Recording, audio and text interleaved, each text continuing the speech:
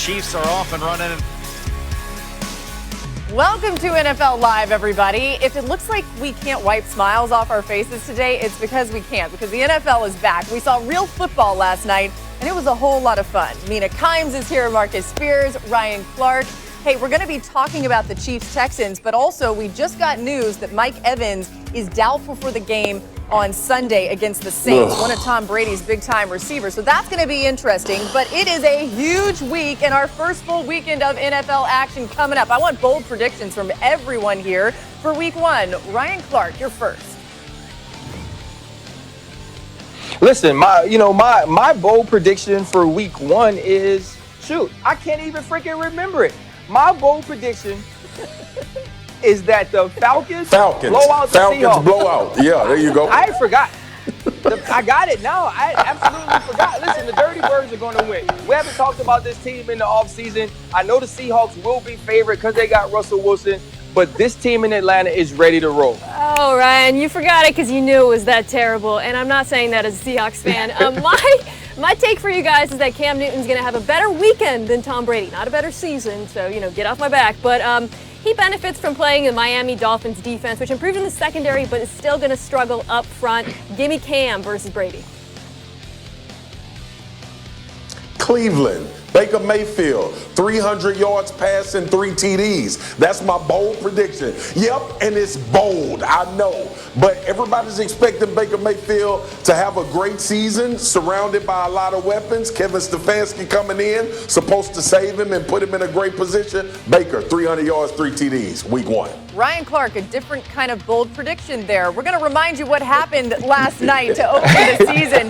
The Chiefs unveiled their Super Bowl champion banner. Patrick Mahomes ready to roll in this one. We pick it up in the second quarter. Chiefs trailing by 7, and Mahomes not for long because he's going to find one of his favorites, Travis Kelce, for the touchdown. They tie it, and they're just getting started. There was a lot more of that later in the quarter. Same score, 3rd and goal. Mahomes, quick screen to Sammy Watkins there, lunging into the end zone. They take the lead, and going into half, 17-7, the lead for the Chiefs. Third quarter, they're still up by that much. And Clyde Edwards-Helaire, everybody wondered, would this guy be the real deal? Well, turns out he absolutely was. Go Tigers for the LSU folks in the building. Fourth quarter, same score. Chiefs with a 3rd and goal at the 3. Mahomes dropping back, feeling a little pressure right there. No big deal, though. Tyreek Hill, one of his many weapons in the end zone. Chiefs score 31 unanswered points, defeating the Texans there. According to NFL Next Gen stats, Mahomes' throws were released at an average of just 2.35 seconds after the snap, the lowest mark of his career. Of his 24 completions, 21 of them were caught within 5 yards of the line of scrimmage.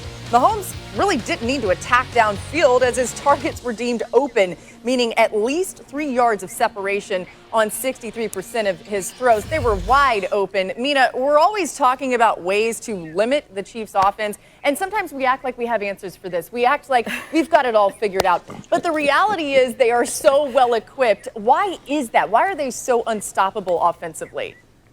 Man, it shouldn't be surprising that the Chiefs' offense was dominant, but the way in which they were dominant was surprising and should frankly terrify every defensive coach in the NFL. You know when someone asks you a question and you know whatever you say is going to be wrong? We're all married, so I think we can relate to that. That's what it's like trying to defend the Chiefs. Oh, you're going to sit back in zones, drop your safeties, lighten the box? Boom. Clyde Edwards-Helaire is going to run all over you. Or, as you mentioned, Patrick Mahomes is going to dunk his way down the field. He had the 2nd lowest average air yards per attempt of his career, and it didn't matter. Nothing matters. So you can't do anything schematically. You just have to have the talent to keep up with them. I can tell by the faces on the screen that we all agree that the Chiefs are great. So let's switch to the Texans here. And if you're Deshaun Watson today, you're waking up and you know that Bill O'Brien traded away your number 1 receiver, your guy in DeAndre Hopkins that was a security blanket for you. And you're thinking, what do I have in my life? So Ryan Clark, if you're Deshaun Watson, how are you feeling today? If you're Deshaun Watson, you're not getting out of the bed. You're going to stay in the bed all day because you're trying to figure out why Bill O'Brien would ever set you up to fail. You trade away not only his best receiver, but one of the best wide receivers in this league, and you don't get anything back from him. Obviously, you got David Johnson, but that doesn't help you on the outside. And when you're watching these wide receivers run around last night with the Kansas City Chiefs defenders plastered to them, remember this. Those aren't first rounders out there. Those aren't Pro Bowlers. Some of those guys are backups. One of those guys was a rookie playing in his first ever NFL snap because he didn't even get a preseason, and you can't get open. And so you mean to tell me you have 3 guys that are sub 4-4 and we're going to play small ball? What are you, James Harden and the Houston Rockets? This is an indictment on Bill O'Brien and the decisions that he made this offseason and not coming into this game with a plan. When you come into a game against Patrick Mahomes, you understand you have to score. Patrick Mahomes didn't have to throw the ball down the field because the Houston Texans didn't try to either. If this doesn't change and change immediately, we'll be talking about the Houston Texans being out of the playoff picture in a month and a half and saying that Deshaun Watson was overpaid. You know what? Everybody wanted to tell the big swagoo, oh, it's fine. Bill O'Brien got a plan. Remember, David Johnson was like the league MVP and the leading rusher in the league. They're going to run the football, and everything is going to be fine. And by the way, they got Deshaun Watson, so we don't even need receivers. And I sat on every show and said they are not going to be good offensively. And I get it. It's a lot of time left in the season. But the bottom line is this. If you don't have an identifiable one at receiver, you better have a hell of a personnel everywhere else. And they don't. David Johnson is a good back. He's not going to change the dynamic of your team. You look on the outside. It's great to run 4-4. It's great to run 4-3. But at some point, people going to be running with you, and you got to make a catch on the 50-50 ball. Now, y'all tell me who the guy is in that offense that's going to do that. Oh, I know one. He going to be playing Sunday for the Arizona Cardinals. That could have been playing last night. Here's the problem. Everybody wants to talk about this league and speed, and I know Kansas City does it with Tyreek Hill, and I know a bunch of other guys in this league can run. You better have a Travis Kelce that can win one-on-ones. You better have a Julio Jones or a DeAndre Hopkins, Houston Texans. You better have one of those guys They had him that can make them plays. I'm done. But I'm glad I don't have to have this conversation anymore. Mina, how about that Twitter shade that he did throw DeAndre Hopkins? Yeah. He let you know, man, and he's right. Look, Will Fuller is a great wide receiver, and as Ryan mentioned, they got a ton of speed, but Marcus, you're correct. They need a number one. It's not just that they need a number one, it's the type of number one, because I think you really saw last night what DeAndre Hopkins brought in particular to that offense and why it was missing. Couple things. One, being a check down option for Deshaun when protection broke down, which it does a lot on that team. 2, Hopkins himself once told me learning how to play with Watson, he learned how to extend plays, to always have a second route in mind because Watson would keep things alive and run around and find him. You didn't see that when he was scrambling last night. Nobody was open downfield. Yeah, it felt like Deshaun Watson certainly was thinking in his head, who do I have that's going to be my DeAndre Hopkins that I can throw it up and he's going to get it no matter what. Hey, we're just getting started on NFL Live. Week 1 is here. The matchups are electric with some division rivals right off the bat. We're talking Brady versus Breeze, and who needs this win more? Find out who's picking Brady to begin his Bucs career with a W. And Kyler Murray has the number 1 receiver. Deshaun wishes was still with the Texans. Why one of our analysts thinks Kyler and DeAndre Hopkins will surprise people against the fierce 49ers defense week 1. That's coming your way on NFL Live. We're getting you ready for week 1.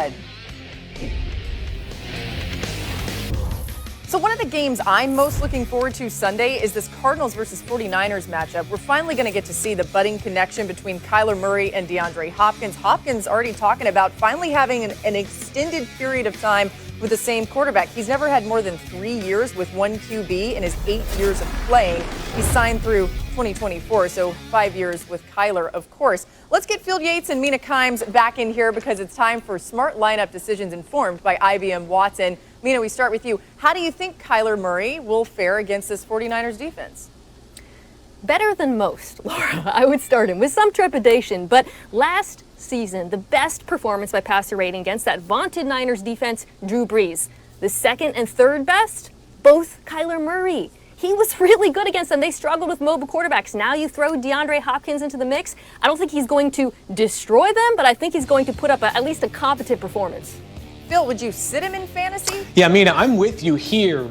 And I think that part of what we saw last year was not just the throwing from Kyler Murray, which you referenced, but one of his best games as a runner last season came against the 49ers. And I think the question is whether that's a descriptive or a predictive stat, because I don't think the Cardinals totally unleashed Kyler as a runner last season. And if they do this year, then he's going to be a weekly fixture no matter the opponent. I think one of the interesting parts here, Mina, is that you did not draft Kyler Murray in a later round and expect to ever contemplate sitting him. You may have drafted him the third, fourth, fifth, sixth round as most likely either the third, fourth, or fifth quarterback on the board. You did not plan to make a lineup decision surrounding Kyler Murray. So while he's lower in my rankings this week than I will have him in most weeks, I think you kind of have to start Kyler Murray. There are other quarterbacks that have better matchups this year, but I think Kyler has to be in your lineup. Yeah, and there are quarterbacks I would sit against San Francisco. They're that good.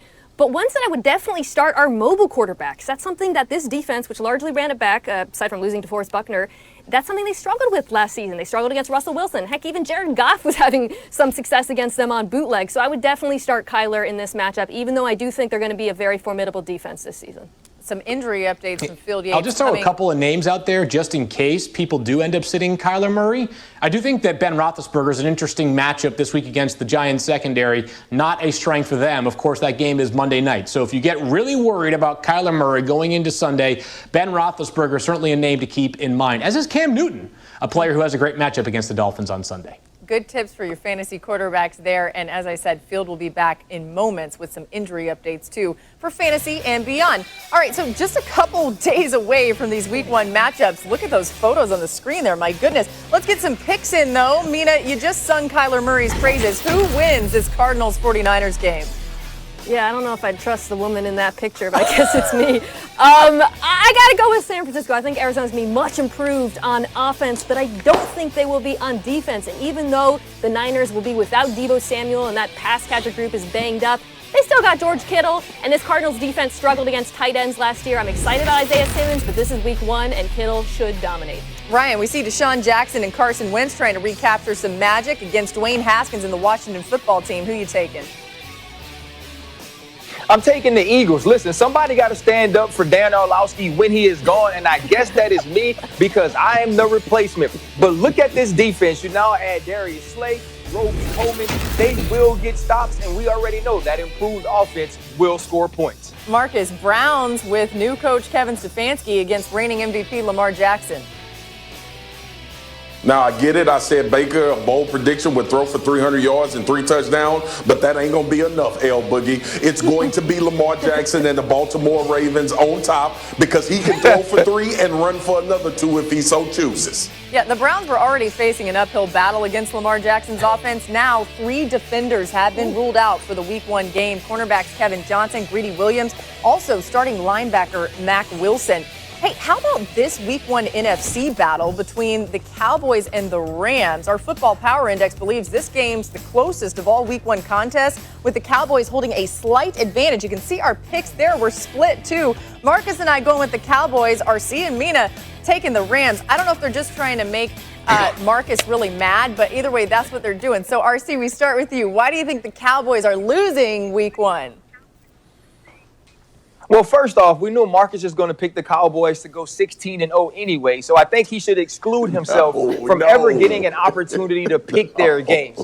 And now, here's how we're going to make him mad. The Rams will be back. The Rams will be better. The continuity, the chemistry, all the things that they have going on offense now with their offensive line being healthy coming into this year. Sean McVay got to sit back and watch the way that Jared Goff worked better, and that's when the run game and being able to pass outside. They got Van Jefferson, who was one of the best route runners in football last year in college at Florida, and now we will see him come into this game and be a part of this crossing offense, of this offense that runs people behind the lines and gets separation downfield. I think that this team with Aaron Donald, newly signed Jalen Ramsey, will be better on defense, But up front, offensively, is where I expect them to improve. And when they improve there, that helps Jared Goff carve up that back end of the secondary in Dallas that isn't that good.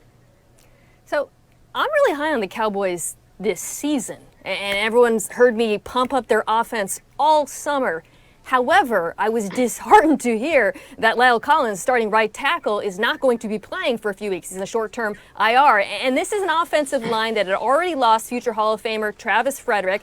Not something you want to go into against Aaron Donald. Joe Looney is a competent backup. But suddenly you lose him, you lose Collins, and suddenly you're looking at this offensive line, and it's no longer an area of strength against a Rams pass rush that I think could be pretty decent. My whole case for the Cowboys, Marcus, is predicated on the offense because I don't think this defense is very good for the reasons Ryan suggested, and I wouldn't be surprised if they get upset this weekend. Yeah, Swagoo, Mina mentions the Cowboys offense. They've even added firepower to it, adding CeeDee Lamb in the draft. If they're going to live up to the yearly Super Bowl expectations, what does this offense look like for the Cowboys?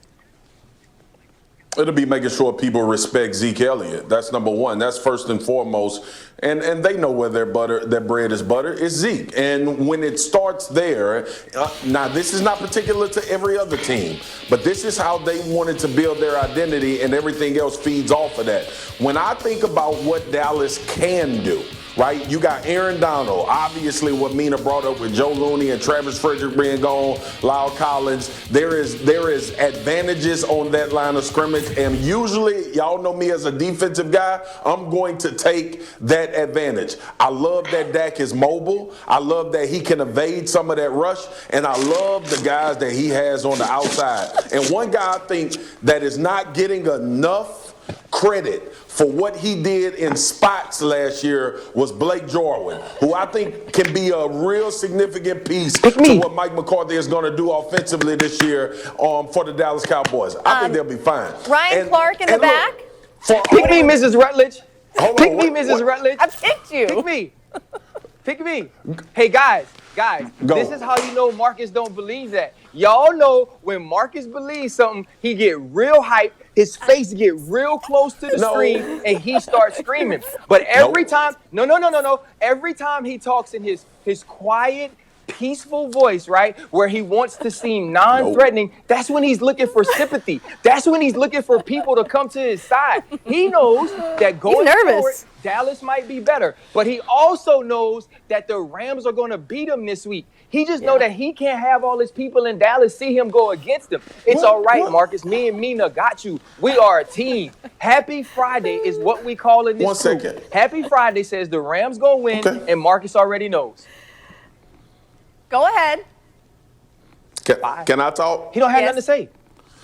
Nope. The only reason I didn't get loud because we were trying to have a sensible conversation about this matchup, and the games will be playing Sunday. If I want to scream all the time, Ryan. You know how I talk. You know my voice inflection. I want to be loud. The bottom line is this. When I looked at that game yesterday, when I looked at that game, the team with the most weapons won.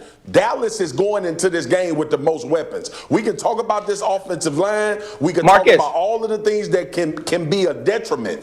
Dallas is the better team than the Rams. And I'm taking Dak Prescott before I take Jared Goff. That's me. That may not be you and Mina. That may not be most of the country. I'm taking Dak Prescott. Marcus Spears. You just said the Kansas City Chiefs had more weapons than the Houston Texans. The Southern University Laboratory High School in Baton Rouge, Louisiana has more weapons than the Houston Texans. Hey. All right? Shout out to Southern. And that's without Marcus Spears. Yeah. That's without Marcus Spears. They got Will that. Fuller disrespect. So you can't use those games as parallels. Let's just remember that the Cowboys crushed the Rams in Week 15 last season, 44-21. I love when you call out Marcus for RC. Do that all the time. Hey, Tom Brady's Bucs debut is here. It comes with a showdown against Drew Brees. Will it be a real battle of the ages? Some of us think one may have a big advantage over the other. That's next on NFL Live. This is His fingers heavy with Super Bowl rings. Who needs this first one more? So we are going to pick this Saints-Bucks game a little later on in the show, but we're going to talk about it first. And Ryan, we're going to start with you in a minute, but I actually want to start with Marcus here. When you think about this Bucks offense, what are you needing to see on Sunday when they get out on the field, Marcus, to tell you that they're for real?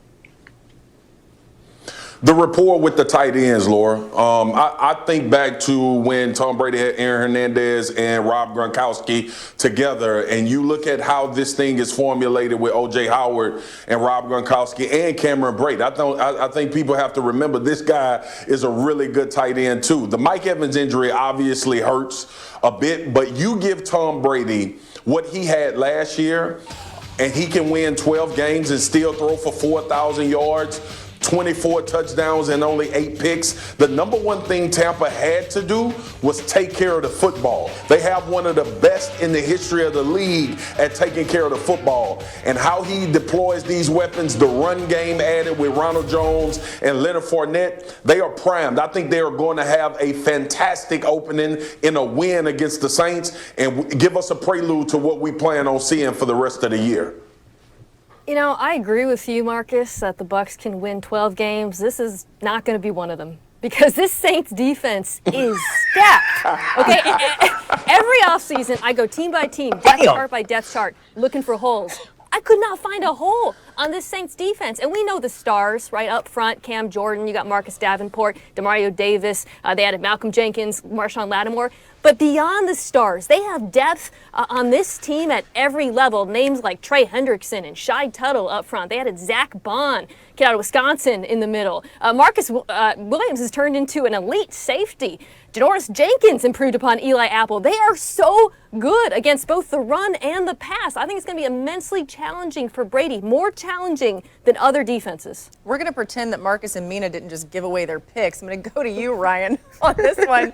Mike Evans not playing in this one. He's doubtful. So if he doesn't play, how really does that affect things for Tom Brady?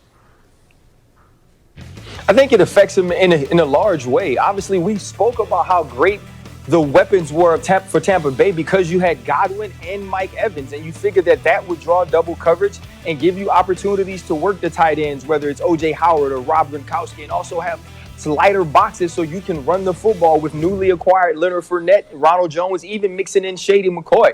He is the number one of this team. He was the reason that Godwin was so effective as a slot receiver last year. And so now we're going to have to see if Tom Brady can throw into some of those tight windows. Mina was right. And we actually were texting before the show about this defense of the New Orleans Saints. Malcolm Jenkins told me this is the most talented secondary he's ever played with. It's going to be very tight windows, very good man coverage, and this team rushes well with 4.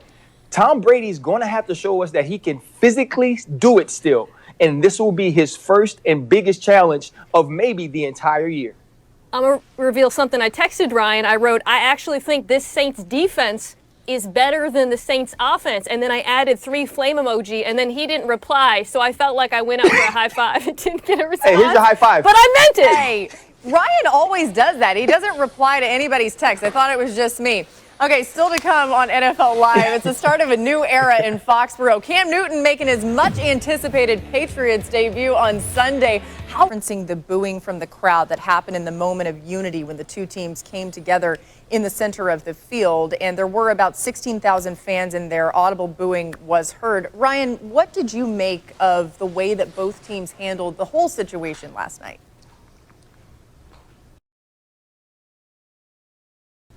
One, I think it's good that they booed. I think the world needs to continue to see that, to say that it was about the anthem, and the reason that people were upset about the protests was that it was during the national anthem and they felt like it disrespected the veterans in some way because of that. So I think that was a good piece of what happened last night. This also made me think about how wonderful women are. When I thought about the WNBA and the way that they have stood throughout this whole process with the fight for equality, the fight for social justice, never actually caring whether or not people received it a certain way or looked at them a certain way, but cared about what was right. Because when I listen to Deshaun Watson and J.J. Watt and Patrick Mahomes, it seems they try to have the most respectful way to demonstrate and say that they are together in the fight for social justice and the fight to end racism, but not offend other people. But people were still offended. And the reason that people were offended was not the form of protest, but the reason of the protest. The reason of the protest is to support the black community and minorities as they fight to be treated equally, as they fight to be on the same ground, as they fight for fairness. And there are some people that are going to stand against that no matter who comes together to do it. And I think last night was just another example of that. But I say good for those men for saying that they wanted to do it together.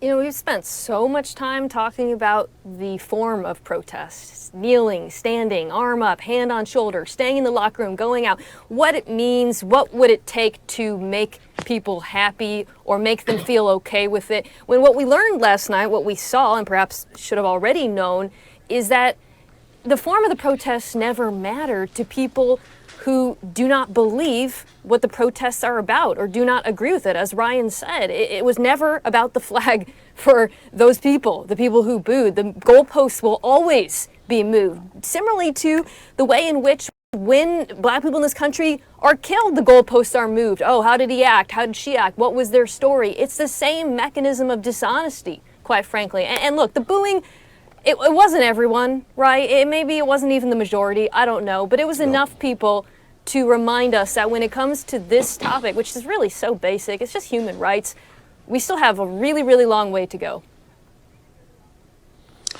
You know, it made me think, just in the simplest form and listening to you both, I have personally decided to not listen to that noise, right? But at the same time, you're human and you think, when did the right thing become controversial? Like, are we at the point now where solidarity, unity, and because, Ryan, I think you make the best point about the reason for that solidarity and unity is to bring attention to something that's happening in this country. My question has always been to people that always find all of these different avenues to talk about social justice and why it's not actually happening is, do you really think that this many people would make noise about something that's a figment of their imagination? Do you think that black people in this country wake up saying that, you know what, we need to make something up today about how we're treated, and hopefully people will adjust to it and feel the same way about it? So I just decided, Mina, Ryan, and Laura, the hell with them. The hell with everybody that continues to move the goalposts, that has this idea that everything is not what we're saying it is. Forget them. We're going to keep moving forward. We're going to keep demonstrating. We're going to keep standing in unity for people for right. It's not that controversial. As Mina has so eloquently said so many times, this is simple. It's a human rights issue. People deserve to have those rights. Thank you for this conversation. We've got more coming your way on NFL Live. And coming up next, we're going to get to the games. We're going to make some picks. We have marquee matchups for week 1. And if I had to guess, Mina, who wins in the Chargers-Cincinnati game? I'm going with the Chargers. I love Joe Burrow. I do not love his offensive line, and I really don't love it against Joey Bosa and Melvin Ingram. They have a tough test for the young rookie, who I think is going to be great, just not this weekend. Marcus, pick Green Bay and Minnesota. Does Aaron Rodgers still play for Green Bay? Yeah. So I'm going with the Green Bay Packers. Listen, I know we talk about all of the talent that's not there. Scorched Earth tour by Aaron Rodgers. He about to take Green Bay to another level. Yep, I said it. Yeah, he was the NFL's all-time leader in touchdown to interception ratio until a kid named Patrick Mahomes came on the scene. But still, Mahomes and Rodgers almost in their own camp up there. Really, really good. Hey, speaking of some great quarterbacks, we get to see Drew Brees. I'm sorry, is that Andy Reid's mask? Oh my goodness. More on that in a second. But first, Drew Brees and Tom Brady over the years.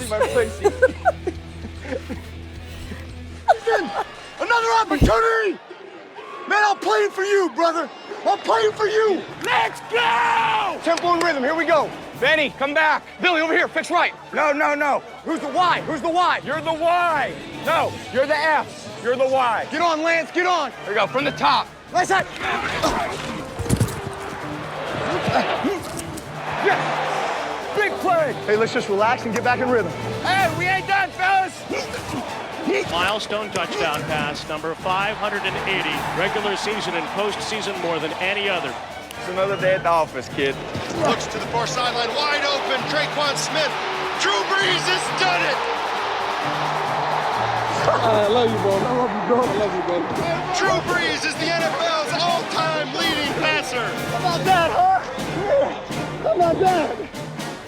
Oh boy, is this one gonna be good. We can't wait to see Drew Brees against Tom Brady. Let's pick it. Mina Kimes, you get the first shot. You know, I'm going to say something with my chest that I kind of quietly said earlier. The Saints defense is going to be better than the Saints offense, and they are why I am picking them in this game. RC. Yeah, look, for me, I'm going with the Saints. I think the Saints have the better defense. I think the Saints have more continuity on offense. Who's been together more than Sean Payton and Drew Brees? Fast start for the Saints. Tampa Bay still has a little way to go to catch up with the NFC South champs. Marcus. Trying to keep myself under composure for what Ryan just did. But I'm going Tom Brady, and because these tight ends are going to exploit this vaunted Saints defense that I'm just finding out about, that's supposed to be the greatest defense ever. Hey, real fast, go ahead and put that Andy Reid mask back on that you had, Ryan. Where is it? I know you got it right there. Okay, bring it back. Let's go. We got like 30 seconds. It's very foggy in there. You look like Luciano, man. It's very foggy. He can't see. He's going to take that off because I came with this dude. we have time for one more thing before we go. We begin with Nina. Oh, man. I don't know if you guys, but last night, did anyone else watch the game and go, wait a minute, the Chiefs have Kelechi Osemele and he's awesome? Like, how did we let this happen? He was mauling last night. It shouldn't have been a surprise. Former Pro Bowler, he's amazing. But the fact that he was able to slide into this offense and just dominate up front is why they're going to win the Super Bowl. Well, it's not the only reason, but it's one of the reasons. RC.